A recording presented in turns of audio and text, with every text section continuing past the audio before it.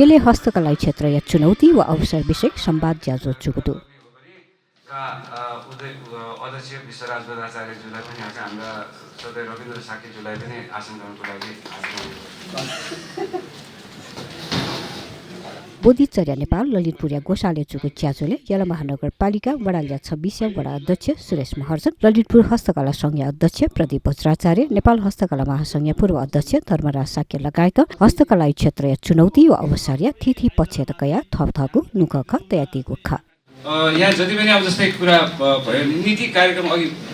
प्रमुख कुरा चाहिँ हस्तकलाको नगरी भनेर हामीले उपलब्धिपछि त्यो सम्बन्धित ऐनहरूको नियमावलीहरूको कार्यविधिहरूको विकास पनि भइरहेको अवस्थामा पनि व्यवसायी साथीहरू चाहिँ निराश पनि हुनु परेको अवस्था जुन आइरहेको छ नि त्यो सन्दर्भमा एकदमै त्यो बीचको खाडल पूर्ण सक्ने यो कारण चाहिँ यो खाडल पुरा नभएको पूर्ण नसकेको हो भन्ने आधारको केही प्रश्नहरू जिज्ञासाहरू हाम्रो प्यानलिस्टहरूलाई राखिदिनुको लागि म सहभागी साथीहरूलाई चाहिँ अनुरोध गर्न चाहन्छु।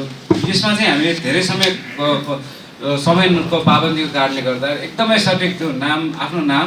व्यवसाय बाहेक चाहिँ सठिक प्रश्न सिधै सम्बोधन केही नगरिकन गरिदिनु हुनको लागि म अनुरोध गर्न चाहन्छु। हाम्रो